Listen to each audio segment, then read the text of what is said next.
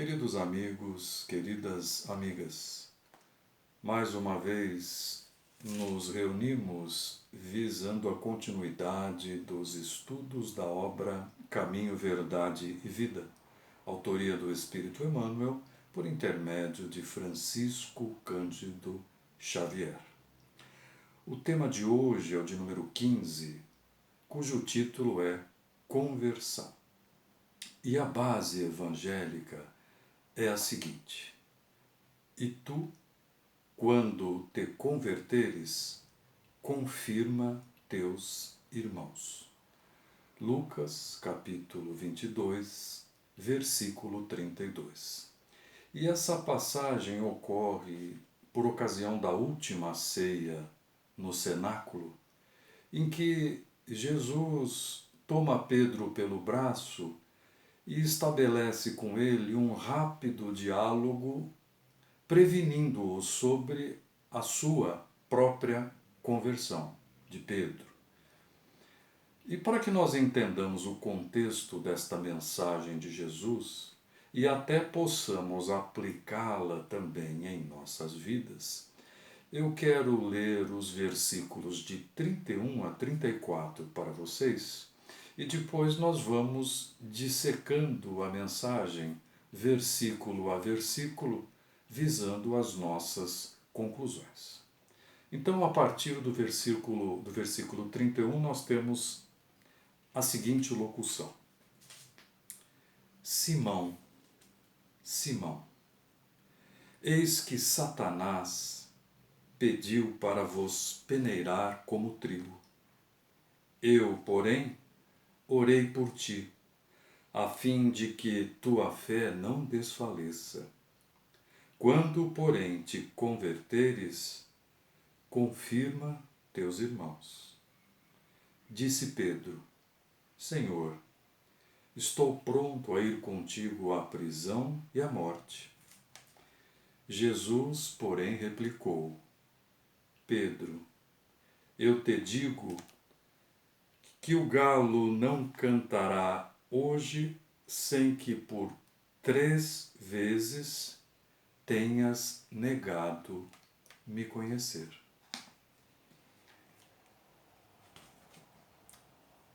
Vocês bem sabem que a figura de Satanás é referida no Antigo Testamento para consolidar o mal que não pode ser de Deus. E essa figura é bastante assemelhada à figura de Sete da mitologia egípcia, que é anterior ao Antigo Testamento. Sete é o opositor de Horus, filho de Osíris e de Ísis, o rei dos céus. E essas oposições criam uma dicotomia, um maniqueísmo entre o bem, que é Deus, e o mal, que é Satanás. Quando Jesus diz: Satanás pediu para te peneirar como trigo, ele não está efetivamente se referindo a esta figura criada de oposição ao bem. Ele está literalmente advertindo Pedro de que a oposição, de que a adversidade haverão de imperar na sua trajetória. Satanás significa opositor, adversário, inimigo. Inimigo de quem? Opositor de quem? Adversário de quem? Não objetivamente de cada um de nós, não objetivamente de Pedro. Adversário, adversidade, oposição, opositor aos projetos iluminativos. Satanás é oposição à conversão de Pedro e a nossa, ao processo de conversão. E por que adversário? Porque todos nós anelamos, todos nós buscamos uma vida plácida, serena, tranquila, sem sobressaltos, sem dificuldades, sem problemas de qualquer espécie. É esse o nosso objetivo. E eu não creio que haja entre nós alguém que diga, não, eu gosto mesmo é da oposição. Eu gosto mesmo é do problema e da dor, da dificuldade. Eu tenho certeza que não há ninguém que levante a mão nesse sentido. Então, nós temos a oposição aos nossos projetos como um elemento que vai nos credenciar a sua suplantação. A peneira de Satanás significa exatamente isso. São as provas e expiações referidas na doutrina espírita. Não passamos por isso? Pelas dores, pelas dificuldades, pelos problemas os mais variados, respeitando aquele ensinamento de Jesus que diz a felicidade não é deste mundo? Respeitando os ensinamentos espíritas que dizem que neste planeta de expiações e provas em transição para o mundo regenerador, o mal supera o bem, ou o erro supera o acerto, a ignorância supera o conhecimento.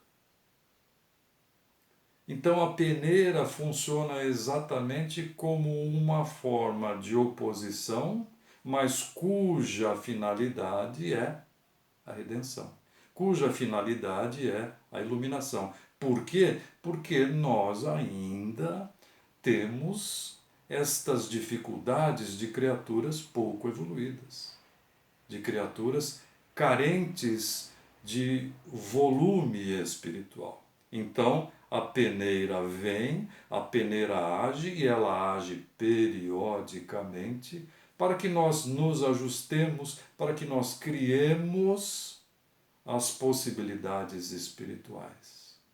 Nós ganhamos massa espiritual e perdemos gordura material. Enfim, nós vamos adquirindo a rigidez que todos anelamos. Então, Jesus leva para este fundamento, para este caminho, e diz, Pedro, você vai ser peneirado. Ou seja, você vai passar por dificuldades, você vai passar por agruras, você vai passar por problemas os mais diversos. Para quê? Para se auto-iluminar.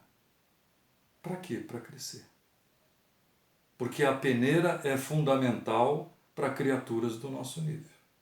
Mesmo para Pedro, que ali, naquele instante, estava iniciando o caminho da provação do missionário. Começava ali a provação do missionário de Pedro. E então Jesus diz assim, de uma forma muito cândida e muito bela, mas eu orei para que você não fale. Eu intercedi junto a Deus para que a peneira não te retenha, para que você não se desvie do caminho, para que você não se perca, para que você suporte a dor, a dificuldade, o aço cortante na alma que faz o coração sangrar, mas que você não se perca. E que para você não se perdendo, mantenha a fé viva, a fé ativa. Aquela fé que diz, eu sei, não eu creio. Eu sei, sigam-me. Eu sei, venham por aqui. Não se trata de acreditar, se trata de saber, de sentir. Então, Pedro é, digamos assim, abraçado por essa prece de Jesus, pleiteando, intercedendo por ele, para que ele se aprove, para que ele triunfe nas provas, nas sucessivas peneiras que virão na sua vida. Não serão poucas. Nós, do nosso lado, temos também as intercessões. Quando a peneira bate à nossa porta, e muitos de nós hoje estamos vivendo essa peneira, muito por conta de expiações, de consequências de atos passados, alguns de nós nos provando numa tentativa ou num projeto muito sério de elevação. Mas nós contamos com um sem número de amigos encarnados e desencarnados, que destinam para nós aquelas preces silenciosas, sem alarde, sem a necessidade da menção, olha, eu tenho orado muito por você. Não, são aquelas preces quietas, em que nós realizamos e que destinamos àquele companheiro, para que ele triunfe sobre a dificuldade, para que a dificuldade não assole o seu caminho a ponto de que ele desista, a ponto de que ele se desqualifique e se veja incapaz do enfrentamento. Então temos os encarnados e os desencarnados, aquelas criaturas que nós chamamos de esposa, de esposo, pai, mãe, irmãos, desta e de outras encarnações, orando por nós, intercedendo por nós. A doutrina espírita, a literatura espírita é pródiga em exemplos nesse sentido, de como nós somos beneficiados pela prece à medida em que abramos uma pequena nesga nas portas dos nossos corações, das nossas mentes. Porque também é preciso. É preciso que nós ingressemos na corrente. Então, basta que abramos uma pequena nesga para que essas intercessões cheguem, para que nós possamos enfrentar com altivez, com força, com coragem, as peneiras que assolam as nossas vidas e, sobretudo, com fé, com a fé ativa. A fé ativa é aquela que não prostra, aquela que nos coloca em movimento, porque nós sabemos que isso faz parte do jogo. O que nós estamos vivendo decorre das nossas escolhas, faz parte das nossas escolhas. O peneiramento para espíritos do nosso nível de qualificação é da nossa escolha, seja por prova, seja por expiação. Por isso é importante essa fé ativa, a fé que não deixa o indivíduo desolado, a fé que não permite que nós nos entreguemos às lamúrias, ao choro demasiados. Eu digo demasiados porque por vezes é importante, por vezes é higienizador, sabe? Nós permitirmos que as lágrimas lavem as nossas almas diante das dores e dificuldades que estamos passando. Mas é importante também que entendamos que nós não podemos dar curso a isso. Nós não podemos permitir que as lágrimas sejam permanentes, que as lamúrias se eternizem, que as reclamações em face de Deus se concretizem. Porque, volto a dizer, tudo isso faz parte do nosso projeto iluminativo, como fez parte do projeto iluminativo de Pedro. E então, Jesus diz a Pedro, e tu quando te converteres, converte, confirma também, melhor dizendo, os teus irmãos. Observem que aí Pedro objeta, ainda inocente, ainda sem a compreensão da complexidade dessa mensagem, da profundidade dessa mensagem, Pedro objeta. Ele diz, não, Senhor, mas eu vou contigo à prisão e à morte. E Jesus diz, não, Pedro, você, antes que o galo cante, você haverá de me negar por 3 vezes, haverá de negar que me conhece por 3 vezes. E Jesus aí não está condenando Pedro. Jesus está dando um spoiler. Jesus está contando para Pedro o final da história, o final do filme. O final do filme é, você vai se converter. Quando você se converter, confirma, auxilia, exemplifica, sinaliza para os teus irmãos, que são os apóstolos, que são os discípulos. Não queira ser valentão.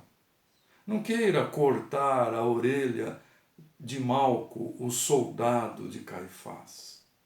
Porque o importante aqui não sou eu nem você, o importante é o projeto. É o projeto do Evangelho. E você será o cabeça desse projeto. Você será o líder desse projeto. É isso que Jesus está dizendo. Para que ele não desanime, porque depois da negação, Pedro é acometido de uma profunda depressão, de uma profunda tristeza, por, em primeiro lugar, perder o líder maior, aquele indivíduo que ele adorava. E, sobretudo, e em segundo lugar, por saber e entender que, de fato, Jesus tinha razão, porque ele o negou por 3 vezes. Mas o projeto tinha que continuar, capitaneado por Pedro. E é essa a importância que Pedro, naquele momento, não atentou. Ele não atentou, naquele momento, que Jesus estava dizendo para ele: deu certo. Já deu certo. É um vaticínio, é um prenúncio. Quando você se converter, confirma os teus irmãos. Ou melhor, você vai conseguir converter-se e confirmar os seus irmãos. E é curioso, né, nós falarmos sobre isso, exatamente pensando em Pedro, que vivenciou, se não todos os eventos, a maior parte deles, relacionados a Jesus, aos processos de cura, de desobsessão, aos processos de materialização, a transfiguração no Tabor, por exemplo. São elementos gritantes. E mesmo assim Pedro não estava convertido. Mesmo assim. E aí nós temos que dar valor, entre aspas, é claro, mas valor à peneira.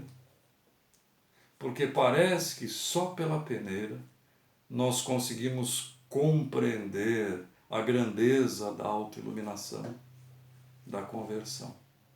É a história do martelo batendo na cabeça do prego para deixá-lo mais forte, mais firme, como dizia Chico. Então, Pedro sai desse processo credenciado ao processo de conversão, que, ao meu ver, humilde, pequenino, ele vai ter início em Antioquia. Quando nós observamos um embate ferrenho de Paulo com Tiago, justo, e de Paulo com o próprio Pedro sobre a questão da circuncisão dos gentios.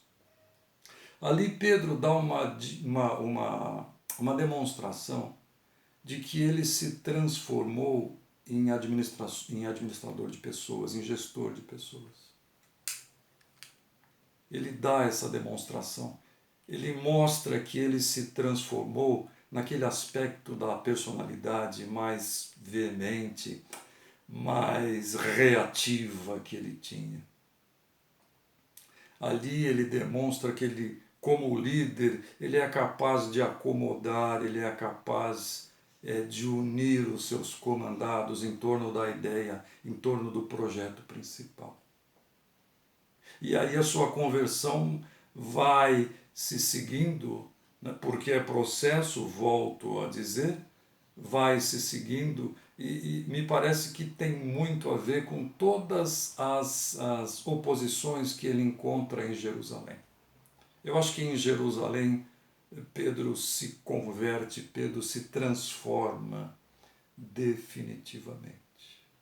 Ele deixa de ser um adepto do cristianismo e passa a ser efetivamente um cristão transformado, porque ele adquire todas aquelas virtudes da paciência, da contenção, ele começa a renunciar a si próprio, ele trabalha a humildade, que era um grande problema para ele, Enfim, ele vai adquirindo todas estas virtudes para que a sua conversão se consume, melhor dizendo. E quanto a nós? Qual é, ou como essa lição se aplica, considerando que nós, de nossa vez, também já negamos o Cristo? Por algumas vezes nós já negamos o Cristo, nesta e em outras encarnações. E negar o Cristo não significa necessariamente dizer que o desconhecemos. Mas sempre que nós pautamos a nossa conduta em procedimentos que se opõem aos preceitos evangélicos que nós já conhecemos, que são do nosso domínio, então nós estamos negando o Cristo. Quantas vezes nós negamos o Cristo, então? Eu diria muitas. Muitas vezes tivemos a oportunidade de, mesmo conhecendo a lei, mesmo sabendo como nos portar, nós demos vazão aos nossos ímpetos inferiores, as nossas tendências do passado, falando mais alto em relação à nossa razão e ao nosso conhecimento. Aí está a negação. E a nossa conversão, igualmente, é processo. Como Pedro vivenciou, a nossa conversão é processo. Por ora, somos apenas adeptos. No nosso caso, adeptos da doutrina espírita cristã. Buscamos vivenciar as diretrizes, os imperativos desta doutrina. E vamos assim nos transformando. Mas eu quero dizer que o processo é paulatino, ele é gradual, ele é escada por escada. Nós não tenhamos a pretensão da iluminação absoluta de uma hora para outra, porque isso não acontece. A vida é processo. O processo de Deus é um processo.